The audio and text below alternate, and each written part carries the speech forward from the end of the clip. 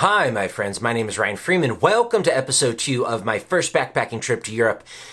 Today, I'm going to talk about the flight over, what happens on the plane, what happens when we arrive, and then I will save all the juicy adventures for future episodes. So buckle up. This isn't going to be a long ride, but there will be a few interesting things that happen. Firstly, Paul's mom gives him a big fat smooch on the morning of May 26, 2003, as she drops him off nervously at my parents' house. Paul is very close with his mom. They're on kissing relationship. Always was a little jealous of that. My mom liked to give me that little German cold hug. I love my mom, though. So she was nervous. You know, who is this Uncle Bob? Who is Ryan's parents? Even though we were friends, my parents had never met, so they had to meet for this, sort of to calm their nerves, to make sure that, yes, Paul wasn't going to be entrusted into a family of maniacs. Although, at the end of the series, maybe you'll think that my family, it's particularly the family that had moved out to Switzerland, my dear old Uncle Bob, might be a little mad. But we'll get to that later. So, Paul's mom gives him a big fat smooch on the lips as she drops him off at my parents' house.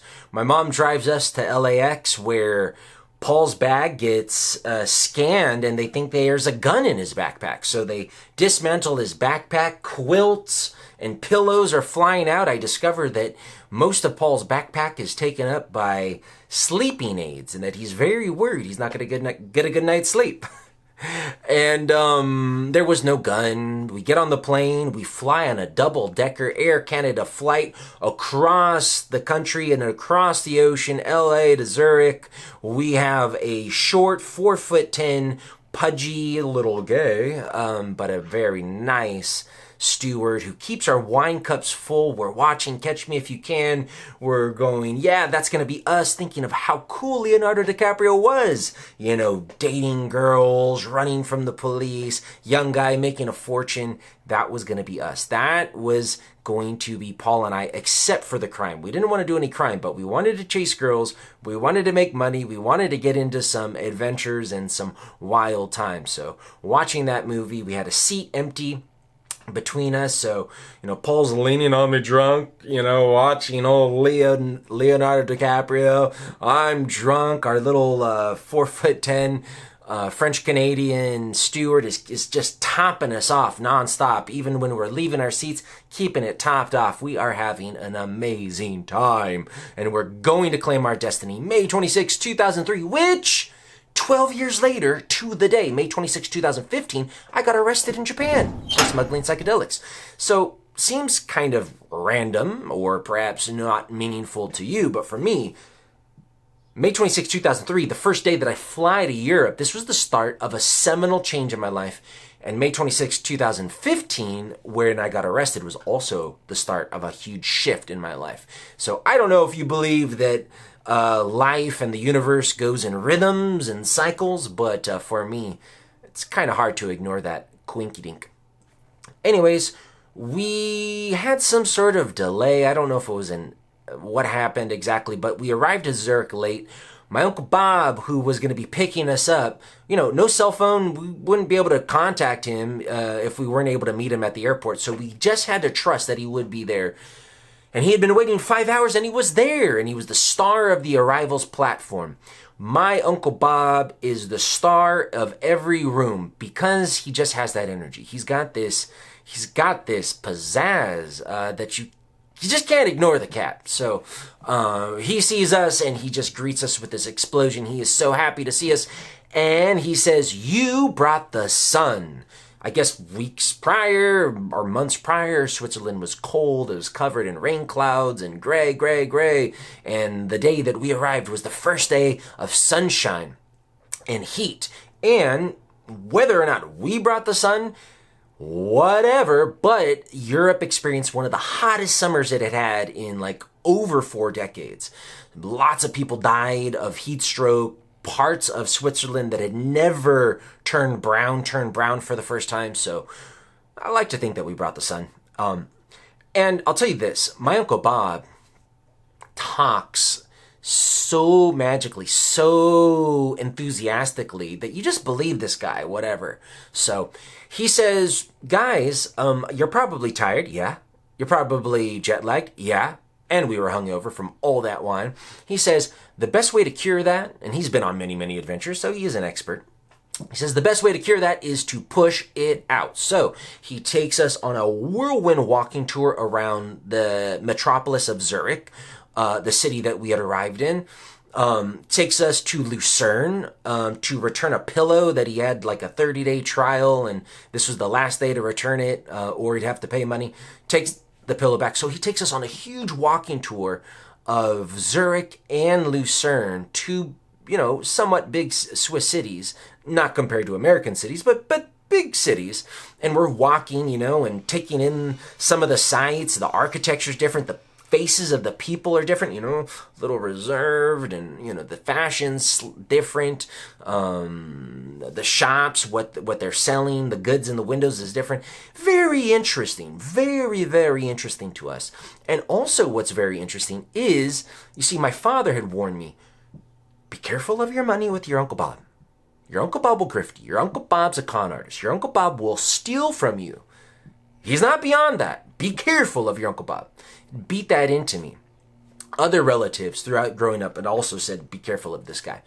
So, what was weird was my Uncle Bob was treating us the whole day. He bought us sandwiches, bought us cappuccinos, bought us beers and beers and beers, and he seemed like a generous cat, a guy who had waited for 5 hours, gave us this magical greeting, really a magical greeting. It's hard to put into words. And then started buying us, treating us at the cafes. It was kind of amazing, kind of incredible to see. However, later on, I did find out that his mother-in-law, his Swiss mother-in-law, had given him quite a bit of money to treat us. So he didn't tell us that day. So I had this impression like my uncle's this generous guy, but actually he was spending his mother-in-law's money, and I think he probably pocketed some of it as well. I don't know if he did. I don't know. He'll probably deny it, but I think he probably did. But anyways, we had a phenomenal time. At one point, we were up in this medieval tower, and these young people were smoking what Paul calls Swiss joints, where a marijuana joint in California is pure marijuana. A Swiss joint is like half tobacco, half marijuana, at least at that time. So we're smoking pot with these young people in this medieval tower. I wasn't crazy about pot. I liked beer. Paul was a very happy guy. Bob was a very happy guy. And it was just interesting to see how young people were so different. They were so much freer, I felt, in Switzerland. Much more chill.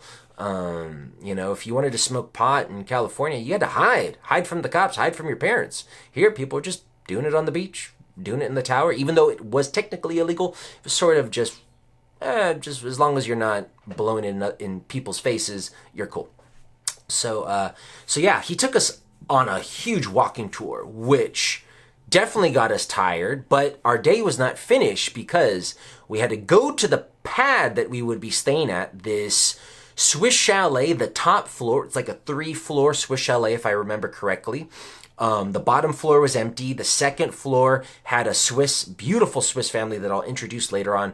I got to know them, little beautiful family. And on the top floor, where my Uncle Bob and his wife, a real Swiss woman, my Aunt Rose, who has now passed, but she was alive in this story, and I'll introduce her as she comes. I don't think she was there this day. They had a 2-bedroom flat, small bathroom, small kitchen, living room, lake view, right on the lake. I mean, just, if you left the Swiss chalet, I mean, it was literally a 30-second walk to the beach that would put you right on the Lake of Lucerne, like a little private grass beach. And the Lake of Lucerne is gorgeous, guys. I mean, the Lake of Zurich was beautiful, but the Lake of Lucerne is beautiful. I think there's some famous author, I'll put his name in the description if I can find it, who said this is the most charming place he's ever been in his life, and it really was. And there's the city of Lucerne, and there's like little towns, there's little restaurants, little villages, there's castles. It is an amazing lake that I will talk more about because we had a lot of adventures on this lake.